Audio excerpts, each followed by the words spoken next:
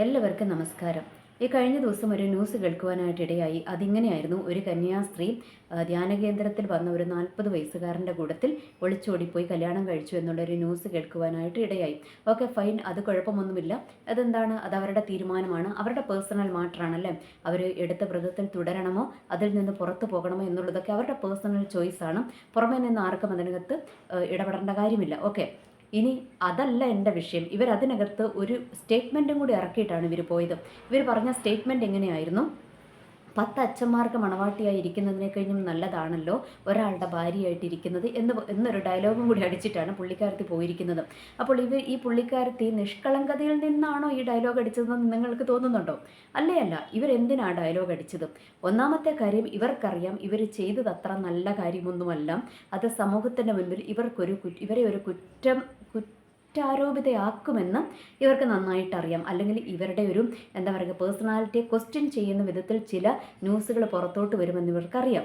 അതുകൊണ്ട് അതിനൊരു മറവിടുക. രണ്ടാമത് എന്താണ്, തനിക്ക് തെറ്റോ പറ്റി, എന്നാൽ അതില്ലാതെ ഇരിക്കുന്ന, ആ തെറ്റ് പറ്റാതെ അവരുടെ ഒരു എടുത്ത തീരുമാനത്തിൽ, അതായത് എടുത്ത സന്യസ്ത വ്രതത്തിൽ തുടരുന്നവർക്കിട്ട് ഒരു പണിയും കൂടെ കൊടുത്തിട്ടാണ് പുള്ളിക്കാരത്തി പോയിരിക്കുന്നത്.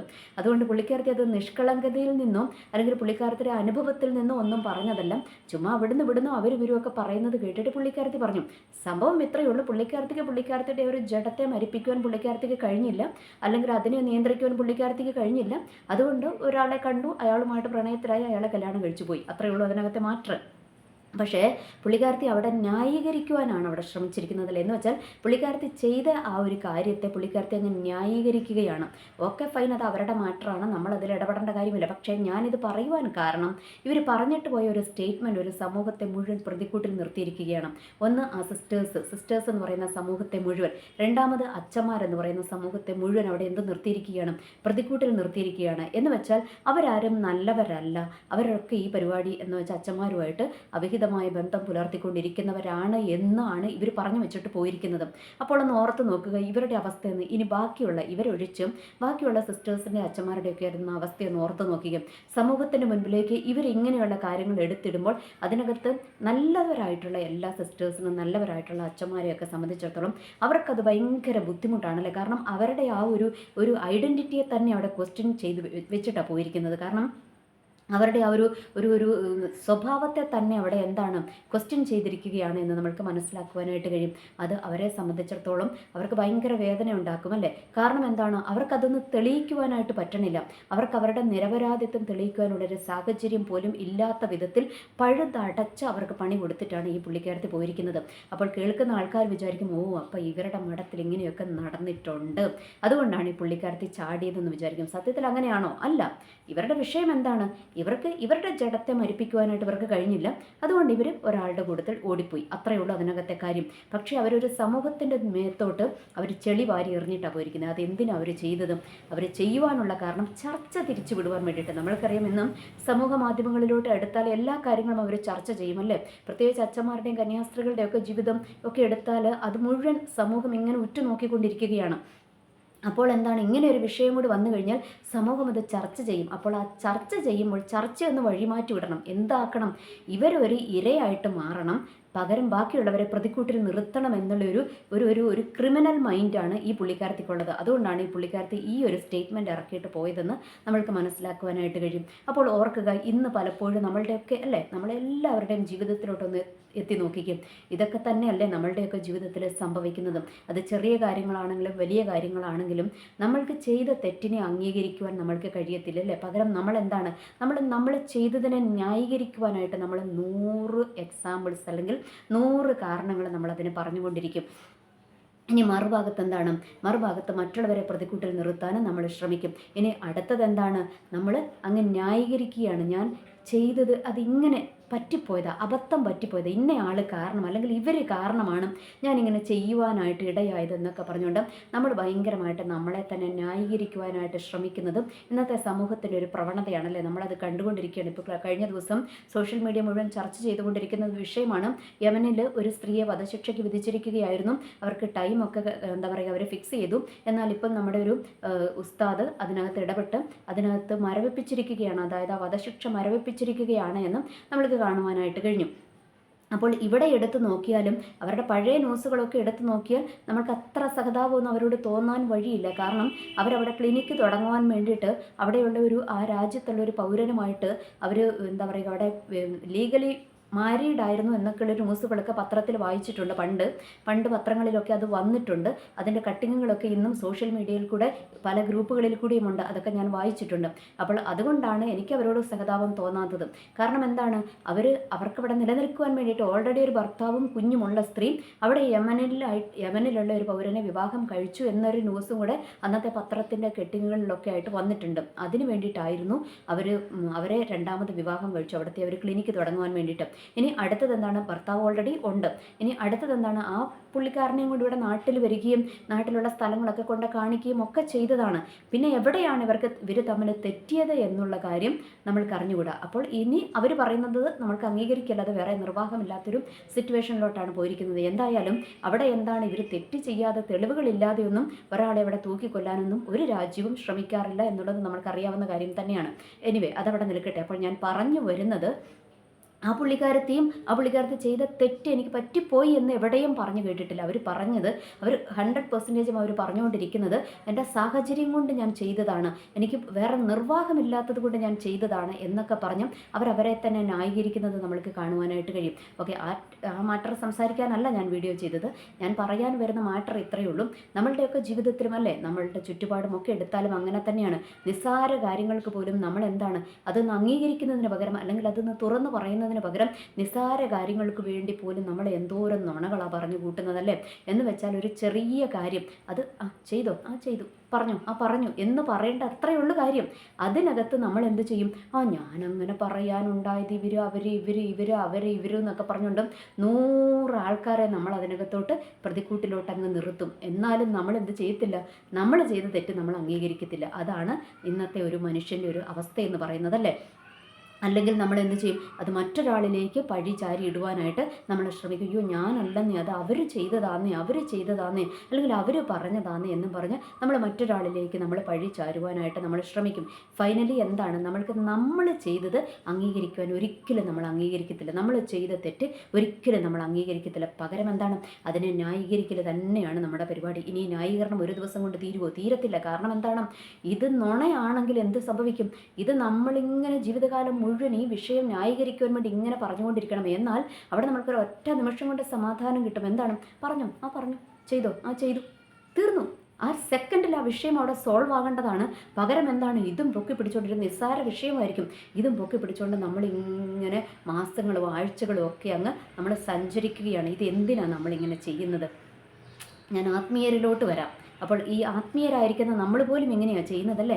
നമ്മൾ പോലും തെറ്റുകൾ അംഗീകരിക്കുവാൻ തയ്യാറല്ല. നമ്മളുടെ ജീവിതത്തിൽ മനുഷ്യനാണ്, തെറ്റുകൾ പറ്റും, കുറവുകൾ പറ്റും, എല്ലാം പറ്റും. എന്നാൽ അതൊന്നും അംഗീകരിക്കുവാൻ നമ്മൾ ഒരിക്കലും തയ്യാറല്ല. രണ്ടാമത് എന്താണ്, ദൈവത്തിൻ്റെ സന്നിധിയിൽ പോലും നമ്മൾ ഇതൊന്നും അംഗീകരിക്കുവാൻ തയ്യാറല്ല. കാരണം എന്താണ്, അവിടെ പോലും നമ്മളെ ന്യായീകരിക്കും. അവിടെ എന്ത് പറയും, എൻ്റെ കർത്താവേ എൻ്റെ സാഹചര്യം കൊണ്ട് പറ്റിപ്പോയതാ, അല്ലെങ്കിൽ ഇന്ന ആൾ പറഞ്ഞതുകൊണ്ട്, അല്ലെങ്കിൽ അവർ കാരണം കർത്താവെ എങ്ങനെ പറ്റിപ്പോയതെന്ന് പറയുന്ന എത്രയോ പേരുണ്ട് അല്ലേ. നമ്മളുടെ ജീവിതത്തിലും അങ്ങനെ തന്നെയാണ്. നമ്മൾ പറയും, അത് അവർ കാരണമാണ്, ഇവർ കാരണമാണെന്ന് പറയും. എന്തിനേറെ പറയുന്നത്, നമ്മുടെ പേരൻസിനെയൊക്കെ ഇന്ന് എടുത്ത് നോക്കിക്കും. പേരൻസ് പറയും, ആ ചെറുക്കൻ കാരണമാണ് എൻ്റെ ചെറുക്കൻ വഴിതെറ്റിപ്പോയത്, അല്ലെങ്കിൽ ആ പെണ്ണ് കാരണമാണ് എൻ്റെ പെണ്ണ് വഴിതെറ്റിപ്പോയത് എന്നുള്ള കാര്യങ്ങളൊക്കെ പറയും. എപ്പോഴും നമ്മൾ എന്ത് ചെയ്യും, മറ്റുള്ളവരിലേക്ക് പഴിചാരുവാനായിട്ട് ശ്രമിക്കുന്നത് നമ്മൾക്ക് കാണുവാനായിട്ട് കഴിയും. ഇനി ആത്മീയ മേഖലകളിലും ഇതൊക്കെ തന്നെയാണ് നടന്നുകൊണ്ടിരിക്കുന്നതല്ലേ. അപ്പോൾ ഇവിടെയൊക്കെ നമ്മൾക്ക് എന്താണ്, നമ്മൾ എന്തിനു വേണ്ടിയിട്ടാണ് ഇത് ചെയ്യുന്നത്, നമ്മൾ ഭയങ്കര സംഭവമാണെന്ന് കാണിക്കുന്നത്. എന്ന് വെച്ചാൽ എനിക്ക് തെറ്റൊന്നും പറ്റത്തില്ല, എൻ്റെ കൈ ഭയങ്കര ശുദ്ധമാണ്, എനിക്ക് തെറ്റൊന്നും പറ്റത്തില്ല, ഞാൻ ഭയങ്കര ക്ലീൻ ആൻഡ് ക്ലിയർ ആയിട്ടുള്ള പേഴ്സണാലിറ്റി ഉള്ള ആണ് എന്നും സമൂഹത്തിൻ്റെ മുൻപിൽ അല്ലെങ്കിൽ മറ്റുള്ളവരുടെ മുൻപിൽ ബോധ്യപ്പെടുത്തുവാൻ വേണ്ടിയിട്ടാണ് ഈ തന്ത്രപ്പാടുകളെല്ലാം നമ്മൾ മെനഞ്ഞുകൊണ്ടിരിക്കുന്നതല്ലേ. അതൊക്കെ എന്തിനു വേണ്ടിയിട്ടാണ്, അതിൻ്റെയൊക്കെ ആവശ്യമുണ്ടോ? നമ്മളായി തന്നെ ജീവിക്കുവാൻ ശ്രമിച്ചു കഴിഞ്ഞാൽ നമ്മളെ അംഗീകരിക്കുന്നവർ നമ്മളെ അംഗീകരിച്ചാൽ മതി. ആ ഒരു മൈൻഡ് ഉണ്ടെങ്കിൽ എന്താണ്, നമ്മൾക്കൊരു സമാധാനമുണ്ടാകും, നമ്മൾക്കൊരു സന്തോഷമുണ്ടാകും. ഇല്ല എങ്കിൽ എന്താണ്, ഞാനൊരൊറ്റ എക്സാമ്പിൾ പറയും. ഇന്നത്തെ ആത്മീയ ഗോളങ്ങളിലോട്ട് നമ്മൾക്ക് വരാം. ആത്മീയ ഗോളങ്ങളിലോട്ട് വന്നു കഴിയുമ്പോൾ ഇന്ന് പലപ്പോഴും ഈ ആത്മീയ നേതൃത്വത്തിൽ ഇരിക്കുന്നവരെ സന്തോഷിപ്പിക്കാനും സുഖിപ്പിക്കാനും ഒക്കെയുള്ള ഒരു തന്ത്രപ്പാടിലാണ് ഇന്ന് മിക്ക ആത്മീയ സമൂഹങ്ങളും. ഒരു 90% അങ്ങനെ തന്നെയാണ്. ആത്മീയ നേതൃത്വത്തിൽ ഇരിക്കുന്നവരെ ഒന്ന് സോപ്പിംഗ് ആക്കണം, അവരെ ഒന്ന് സന്തോഷിപ്പിക്കണം. എന്നിട്ട് അവരിൽ നിന്ന് ഇവർക്ക് വല്ല ഗുണമുണ്ടോ, അതുമില്ല. പിന്നെ എന്തിനാണ് അവരുടെ ഗുഡ് ലിസ്റ്റിൽ ഞങ്ങളൊന്ന് വരണം, പിന്നെ എപ്പോഴെങ്കിലും ഒന്ന് പ്രസംഗത്തിൽ ഞങ്ങളുടെ പേരൊന്ന് അവർ പറയുവാണെങ്കിൽ സയോജ്യമടഞ്ഞു. ഇതിനു വേണ്ടിയിട്ടാണ് ഈ ജീവിതകാലം മുഴുവൻ ഇവരുടെ കാല് തിരുമിക്കൊണ്ട് നടക്കുകയാണ്. ഇപ്പം ഞാനൊക്കെ പഠിച്ച് ഞങ്ങൾ സിസ്റ്റേഴ്സിൻ്റെ കോൺവെൻറ്റിൽ നിന്നാണ് പഠിച്ചത്. അപ്പോൾ ഞങ്ങളുടെ കൂട്ടത്തിൽ ഒരു പെൺകുട്ടി ഉണ്ടായിരുന്നു. ഞങ്ങളൊക്കെ സാധാ കുട്ടികൾ. അപ്പോൾ ഒരു പെൺകുട്ടി ഉണ്ടായിരുന്നു. ഇവളിങ്ങനെ സിസ്റ്റേഴ്സിൻ്റെ പെറ്റാണ്. അപ്പോൾ ഈ സിസ്റ്റേഴ്സിൻ്റെ പെറ്റാകാനുള്ളൊരു കാരണമുണ്ട്. ഈ പുള്ളിക്കാരത്തി ഞങ്ങളൊക്കെ എന്ന് വെച്ചാൽ പിന്നെ സാധാരണ പിള്ളേരെ പോലെ അങ്ങ് ജീവിക്കും. ഇവളങ്ങനെയല്ല. ഇവൾ പെറ്റ് ലിസ്റ്റിലാണ്. എന്ന് വെച്ചാൽ പ്രാർത്ഥനയ്ക്ക് വിളിക്കുമ്പോൾ മുൻപിലുണ്ടാകും, മുട്ടയെ കുത്തും, പള്ളിയിൽ പോകാനും ഫ്രണ്ടിലുണ്ടാകും. ഞങ്ങളൊക്കെ പള്ളിയിൽ ഇപ്പോൾ രാവിലെ എഴുന്നേറ്റ് 5 മണിക്ക് എഴുന്നേറ്റ് പള്ളിയിൽ പോകുക എന്നൊക്കെ പറഞ്ഞ് 5 മണിക്ക് എഴുന്നേക്കണം. അത് കഴിഞ്ഞ് പിന്നെ 6:30 കുർബാനയ്ക്കൊക്കെ പോകണം. ഇതൊക്കെയെന്ന് വെച്ചാൽ അല്ല, ചെറുപ്പകാലങ്ങളിൽ നമുക്ക് ഭയങ്കര ബുദ്ധിമുട്ടുള്ള, പ്രത്യേകിച്ച് മഴക്കാലമൊക്കെ വന്നാൽ ബുദ്ധിമുട്ടുള്ള കാര്യമാണ്. അതുകൊണ്ട് ഞങ്ങളൊക്കെ പല അടവുകളും എടുക്കും. എന്തു പറയും, തലവേദനയാണ്, വയറുവേദനയാണ്. ഇനി തലവേദന എവിടെയാണെന്ന് ചോദിച്ചാൽ അറിയത്തും കൂടിയില്ല. അങ്ങനത്തെ ഒരു സിറ്റുവേഷനാണ്. അപ്പോൾ ഇങ്ങനെയൊക്കെയുള്ള സിസ്റ്റേഴ്സിൻ്റെ വലിയ ഗുഡ് ലിസ്റ്റിലൊന്നും ഉള്ളവരൊന്നുമല്ല ഞങ്ങൾ. എന്നാൽ ഈ ഒരു പുള്ളിക്കാരത്തെ സിസ്റ്റേഴ്സിന് ഭയങ്കര ഗുഡ് ലിസ്റ്റിലാണ്. അപ്പോൾ ഇവിടെ ഈ ഗുഡ് ലിസ്റ്റിൽ നിന്ന് മാറാതിരിക്കാൻ വേണ്ടി ചെയ്യുന്ന കാര്യം എന്താണെന്ന് വെച്ചാൽ, മറ്റുള്ള പിള്ളേരുടെ ചെറിയ ചെറിയ കാര്യങ്ങളെല്ലാം ഈ സിസ്റ്റർമാരുടെ അടുത്തങ്ങ് പറഞ്ഞു കൊടുത്തുകൊണ്ടേയിരിക്കും. അപ്പം ഇവളിങ്ങനെ ഇവരുടെ മെസ്സഞ്ചറായിട്ട് ഇരിക്കുന്നിടത്തോളം കാലം ഇവർക്ക് എന്താണ്, ഈ പെൺകുട്ടി ഭയങ്കര പ്രീഷ്യസ് ആണ്, അല്ലേ, ഭയങ്കര അവരുടെ പെറ്റായിട്ടിരിക്കും എന്ന് പറയുന്നത് പോലെ തന്നെയാണ് ഈ ആത്മീയ ഗോളത്തിലും, അല്ലേ. പാസ്റ്റർമാരുടെ ആണെങ്കിലും അച്ഛന്മാരുടെ ആണെങ്കിലും ഒരു പെറ്റായിട്ട് കുറച്ച് പേരുണ്ടാകും. എന്താണ് ഇവരുടെ ഡ്യൂട്ടി, എന്താണ് ഇവരുടെ ഡ്യൂട്ടി? ഇത്രയേ ഉള്ളൂ, മറ്റുള്ളവരുടെ കുറ്റം ചെന്ന് ഇവരോട് പറഞ്ഞു കൊടുക്കുക. അവരങ്ങനെയാണ് കേട്ടോ, ഇവരെങ്ങനെയാണ് കേട്ടോ, അവരങ്ങനെയാണ് കേട്ടോ, ഇവരെങ്ങനെയാണ് കേട്ടോ എന്ന് പറഞ്ഞുകൊണ്ട് ഇവരുടെ അടുത്ത് പറഞ്ഞു കൊടുത്തുകൊണ്ടിരിക്കും. പിന്നെ എന്താണ്, അമ്മാമ്മ ഇവിടുത്തെ സാരി എത്ര രസമാണെന്നേ, വലിയ രസമൊന്നും ഉണ്ടാക്കിയില്ല, എന്നാലും പറയും അമ്മാമ്മയുടെ സാരി ഭയങ്കര രസമാണ്, പിന്നെ അച്ചായൻ്റെ ഷർട്ടും പാൻറ്റും അത്രയും സൂപ്പറാണ് എന്നൊക്കെ പറഞ്ഞുകൊണ്ട് ഭയങ്കരമായിട്ട് ഇവരെ താങ്ങിക്കൊണ്ട് നടക്കേണ്ട ഒരു ഗതികെട്ട സിറ്റുവേഷൻ വരും. അതേസമയം ഇതൊന്നുമില്ലാത്ത ഒരു അല്ലേ, നേരെ പോയി എന്നുള്ളൊരു മൈൻഡുള്ള ആൾക്കാരെ സംബന്ധിച്ചിടത്തോളം എങ്ങനെയാണ്, അവർക്ക് അതിൻ്റെ ഒന്നും ആവശ്യമില്ല. അവർ ചർച്ചയിൽ പോകുന്നു, പ്രാർത്ഥിക്കുന്നു, വീട്ടിൽ വരുന്നു, അല്ലേ. നമ്മളെയും കൊണ്ട് ചെയ്യേണ്ട കാര്യങ്ങൾ ചെയ്യേണ്ടത് നമ്മൾ ചെയ്യുന്നു, അത്രയേ ഉള്ളൂ അതിനകത്തെ കാര്യം. പക്ഷേ എന്നിട്ട് ഇതുകൊണ്ട് തീർന്നോ? ഇല്ല. ഇനി ഇവരെന്താണ്, അവർക്ക് ഒരു ഇമേജ് അവർ ബിൽഡ് ചെയ്തെടുക്കും. എവിടെ? ഈ ആത്മീയ നേതൃത്വത്തിൽ ഇരിക്കുന്നവരുടെ അടുത്ത്. എന്നിട്ട് അത് നഷ്ടപ്പെടാതിരിക്കാൻ വേണ്ടിയിട്ട് പിന്നെ പെടാപാട് പെട്ടുകൊണ്ടിരിക്കുകയാണ്. എന്ന് വെച്ചാൽ ഒരു കാര്യം പോലും അവർക്ക് പറയാൻ പറ്റുന്നില്ല. ഈ ആത്മീയ നേതൃത്വത്തിൽ ഇരിക്കുന്നവർ എന്ത് ചെയ്താലും അവിടെ കണ്ണടച്ച് okay okay okay okay okay എന്ന് പറഞ്ഞ് അങ്ങ് സപ്പോർട്ട് ചെയ്ത് കൊടുക്കണം. പിന്നെ ഇവരുടെ ഇമേജ് നഷ്ടപ്പെടാതിരിക്കുവാൻ വേണ്ടിയിട്ടും ഇവരിങ്ങനെ ശ്രമിച്ചുകൊണ്ടേയിരിക്കും. ഇനിയിപ്പോൾ അവരുടെ അടുത്ത് വേറൊരു വ്യക്തി വന്ന് സംസാരിക്കുന്ന കണ്ടു കഴിഞ്ഞാൽ ഇവൻ എന്നെപ്പറ്റി വല്ലതും പറഞ്ഞു കൊടുക്കുമോ, കാരണം അവൻ എൻ്റെ കാര്യങ്ങളൊക്കെ അറിയാം, എല്ലാം പറഞ്ഞു കൊടുക്കുമോ, എൻ്റെ ഇമേജ് പോകുമോ എന്നുള്ളൊരു ടെൻഷൻ. എന്ന് വെച്ചാൽ ഇങ്ങനെ ജീവിതകാലം മുഴുവൻ ഈ ഇമേജ് സൂക്ഷിക്കുവാൻ നടക്കുന്നവരെ സംബന്ധിച്ചിടത്തോളം ഉള്ള കാര്യം എന്താണ്, ജീവിതകാലം മുഴുവൻ അവർക്ക് ടെൻഷനാണ്. കാരണം ആ ഇമേജ് കളയാതെ സൂക്ഷിക്കുവാൻ വേണ്ടിയിട്ടുള്ള ഒരു ടെൻഷനാണ് അവർക്ക്. അല്ലെങ്കിൽ ഈ ആത്മീയ നേതൃത്വത്തിൽ ഇരിക്കുന്നവരുടെ ഒരു പെറ്റായിട്ടുള്ള സ്ഥാനം നഷ്ടമാകാതിരിക്കുവാൻ വേണ്ടിയിട്ടുള്ള പെടാപ്പാടായിരിക്കും. അവരുടെ ലക്ഷ്യം എന്തായിരിക്കും? അവരെ സന്തോഷിപ്പിക്കുക എന്നുള്ള ലക്ഷ്യം മാത്രമായിരിക്കും ഇവർക്കുണ്ടാകുന്നത്. അപ്പോൾ ഞാൻ പറഞ്ഞു വരുന്നത് ഇത്രയേ ഉള്ളൂ. നമ്മൾ നമ്മളായിട്ട് ജീവിക്കുവാൻ ശ്രമിച്ചു കഴിഞ്ഞാൽ അത് ദൈവത്തിൻ്റെ മുൻപിലും നമ്മൾക്ക് അനുഗ്രഹമാകും. രണ്ടാമത് എന്താണ്, നമുക്ക് നമ്മളോട് തന്നെ ഒരു സാറ്റിസ്ഫാക്ഷൻ നമ്മൾക്ക് അനുഭവിക്കുവാനായിട്ട് സാധിക്കും. എന്താണ്, നമ്മൾക്ക് ഒന്നിനും ടെൻഷൻ ഇല്ലല്ലേ. നമ്മൾ എന്ത് സംഭവിച്ചാലും എന്ത് വന്നാലും, ഇനി നമ്മുടെ ഭാഗത്ത് തെറ്റ് വന്നാൽ പോലും ചെയ്തു പറഞ്ഞു ഈ ഒരു മൈൻഡ് നമ്മൾക്കുണ്ട് എങ്കിൽ നമ്മൾ എത്ര റിലാക്സ്ഡ് ആകുമെന്നറിയോ. നമ്മൾക്ക് വേറൊരാളെ സന്തോഷിപ്പിക്കുവാൻ വേണ്ടിയിട്ട് നമ്മൾക്കൊന്നും ചെയ്യേണ്ട കാര്യമില്ല. എന്ന് വെച്ചാൽ സന്തോഷിപ്പിക്കുക എന്ന് പറഞ്ഞാൽ അവരുടെ ഒരു ഹിറ്റ് ലിസ്റ്റിനകത്തോട്ട് അല്ലെങ്കിൽ അവരുടെ ഒരു ബെസ്റ്റിയുടെ ലിസ്റ്റിനകത്തോട്ട് നമ്മളുടെ പേര് വരുത്താൻ വേണ്ടിയിട്ട് നമ്മൾ കുറേ പെടാപാട് പെടണം. എന്നാൽ ഇതൊന്നും വേണ്ടതേ. നമ്മളായിട്ട് നേരെ പോയി എന്ന് ജീവിച്ചു കഴിഞ്ഞാൽ എന്താണ്, നമ്മൾക്ക് നല്ല റിലാക്സ്ഡ് ആയിട്ട് ജീവിക്കുവാനായിട്ട് പറ്റും. പിന്നെ എന്താണ്, നമ്മളാകുന്ന വ്യക്തി, അല്ലേ, നമ്മളുടെ വ്യക്തിത്വം എന്താണ് അത് വെളിപ്പെട്ട് വരിക തന്നെ ചെയ്യും. അത് നല്ലതാണെങ്കിലും ചീത്തയാണെങ്കിലും അങ്ങനെ തന്നെ വരും, അല്ലേ, വെളിപ്പെട്ട് വരുവാനായിട്ട് കഴിയും. അപ്പോൾ അതുകൊണ്ട് നമ്മൾ എന്താണ്, മറ്റുള്ളവരെ ബോധിപ്പിക്കുവാൻ വേണ്ടിയിട്ട് നമ്മളൊന്നും ചെയ്യേണ്ട. നമ്മളായിട്ട് ജീവിക്കുവാനായിട്ട് ശ്രമിച്ചാൽ നമ്മളുടെ ജീവിതത്തിൽ ദൈവത്തിൻ്റെ അനുഗ്രഹം ഉണ്ടാകും. ദൈവവും അത് തന്നെയല്ലേ ആഗ്രഹിക്കുന്നതല്ലേ. ദൈവത്തിൻ്റെ സന്നിധിയിൽ കർത്താവേ, ഞാൻ ഇത്രയേ ഉള്ളൂ, ഇതാണ് ഞാൻ, എന്നെ ഒന്ന് അങ്ങ് അംഗീകരിക്കണമേ, അല്ലെങ്കിൽ ദൈവമേ എന്നെ ഒന്ന് പണിയണമേ, അല്ലെങ്കിൽ എന്നോടൊന്ന് ക്ഷമിക്കണമേ, എന്നെ ഒന്ന് കറക്റ്റ് ചെയ്യണമേ, ഇതാണ് ഞാനെന്നും നമ്മളൊന്ന് ഏൽപ്പിച്ചു കൊടുക്കുവാൻ തയ്യാറായി കഴിഞ്ഞാൽ അതല്ലേ ദൈവം ആഗ്രഹിക്കുന്നത്. അല്ലാതെ ദൈവത്തിൻ്റെ മുൻപിൽ പോയിട്ട് അവർ പറഞ്ഞതുകൊണ്ടാണ് കർത്താവേ ഞാൻ അങ്ങനെ ചെയ്തത്, അവർ കാരണം കർത്താവേ ഞാൻ ഇങ്ങനെ ചെയ്തതെന്നൊക്കെ ദൈവത്തിൻ്റെ സന്നിധിയിൽ പറഞ്ഞു കഴിഞ്ഞാൽ അത് ദൈവത്തിന് നമ്മളോട് എന്താ പറയുക, നമ്മളെന്ന വ്യക്തിയോട് ഒരു അനുകമ്പയാണ് അവിടെ തോന്നുന്നത്, അല്ലേ. അപ്പോൾ നമ്മൾ ഓർക്കുക, ദൈവത്തിൻ്റെ മുൻപിലാണെങ്കിലും മനുഷ്യൻ്റെ മുൻപിലാണെങ്കിലും നമ്മൾ നമ്മളായിട്ട് ജീവിക്കുവാൻ ശ്രമിക്കുന്നതായിരിക്കും ഏറ്റവും നല്ലത്. ഇപ്പോൾ ഞാനൊരു വിശ്വാസത്തിൽ വന്ന സമയത്ത് ആദ്യമൊക്കെ ഞാൻ ഓർക്കുന്നുണ്ട്, ഈ ഫാസ്റ്റിംഗ് പ്രയറുകളൊക്കെ വെച്ച് കഴിയുമ്പോഴത്തേക്കും എന്താ പറയുക, അവിടെ ശുശ്രൂഷിക്കുന്ന ആൾക്കാർ, പുറത്തുനിന്നൊക്കെ ആൾക്കാരെ കൊണ്ടുവരുമല്ലോ. അപ്പോൾ ഈ ശുശ്രൂഷിക്കുന്ന ആൾക്കാർ ഓരോന്ന് പറയുമ്പോൾ കർത്താവിന് വേണ്ടി ഇന്ന് ഇത് ചെയ്യും, കർത്താവിന് വേണ്ടി ഞാൻ ഇങ്ങനെ ചെയ്യും എന്നുള്ള ഒരു കൈ പൊക്കാനൊക്കെ പറയുമ്പോഴത്തേക്കും ആദ്യം നമ്മളൊക്കെ ചാടി ചാടി അങ്ങോട്ട് കൈ വെക്കും. എന്നിട്ട് അന്നത്തെ സമയത്ത് ആദ്യം അങ്ങനെയാണ്. അത് കഴിഞ്ഞ് പക്ഷേ ഇന്ന് നമ്മൾക്ക് തിരിച്ചറിയാൻ പറ്റും, നമ്മൾക്ക് ഇപ്പോൾ ഈ എടുക്കുന്ന തീരുമാനങ്ങളിലെല്ലാം നമ്മൾക്ക് ഉറച്ചു നിൽക്കുവാനായിട്ട് പറ്റുന്നുണ്ടോ? പറ്റുന്നില്ലല്ലേ? അപ്പോൾ അതിൻ്റെ അർത്ഥം എന്താണ്?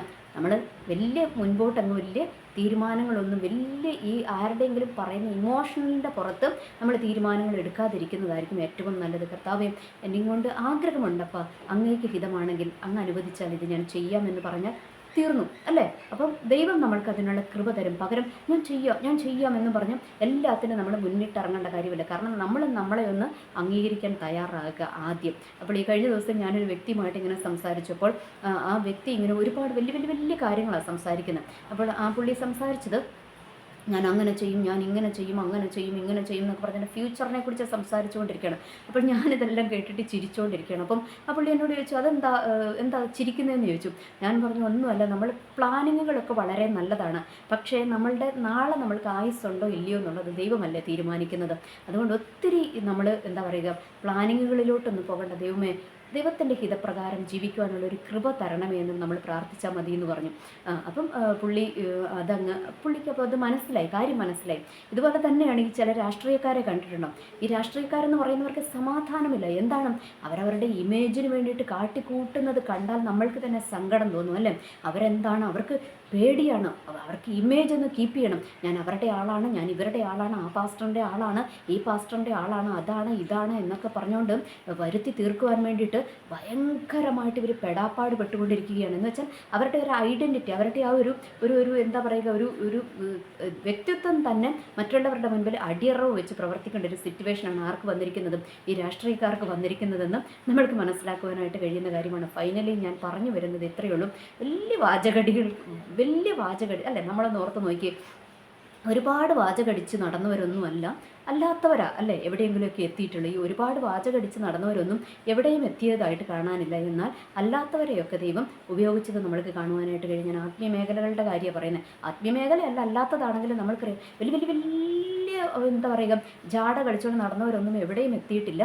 എന്നാൽ അതൊന്നുമില്ലാത്ത സാധാരണക്കാർക്ക് എന്ന് വെച്ചാൽ ഒരു മിതമായിട്ട് നടക്കുന്ന ആൾക്കാരൊക്കെ എവിടെയെങ്കിലും ഒക്കെ എത്തപ്പെട്ട് നമ്മൾ കണ്ടിട്ടുള്ളല്ലേ. എന്നുവെച്ചാൽ വലിയ ബിൽഡപ്പ് ചെയ്ത് പൊക്കിക്കൊണ്ട് വരുന്നതൊന്നും ഫൈനൽ റിസൾട്ട് നല്ലതാകണമെന്നില്ല. അങ്ങനെയാണ് ഇന്നത്തെ ഈ സമൂഹത്തിൽ നടന്നുകൊണ്ടിരിക്കുന്നത്. അപ്പോൾ ഞാൻ ഫൈനലി പറഞ്ഞു വരുന്നത് ഇത്രയേ ഉള്ളൂ. നമ്മൾ നമ്മളായിട്ട് ജീവിക്കുക. അത് ദൈവത്തിൻ്റെ സന്നിധിയിലാണെങ്കിലും മനുഷ്യൻ്റെ മുൻപിലാണെങ്കിലും നമ്മൾ നമ്മളായിട്ട് ജീവിക്കുക. പിന്നെ എന്താണ് സമ്മതിക്കുവാൻ തയ്യാറാകുക. അത് നല്ലതാണെങ്കിലും ചീത്തയാണെങ്കിലും സമ്മതിക്കുന്നത്, നമ്മളങ്ങ് സമ്മതിക്കാൻ തയ്യാറായി കഴിഞ്ഞാൽ നമ്മൾക്ക് തന്നെ നമ്മളോടൊരു ബഹുമാനം തോന്നുന്നൊരു സിറ്റുവേഷനും സംജാതമാകും. എനിവേ, എല്ലാവർക്കും നല്ലൊരു ദിവസം ആശംസിക്കുന്നു. നന്ദി, നമസ്കാരം.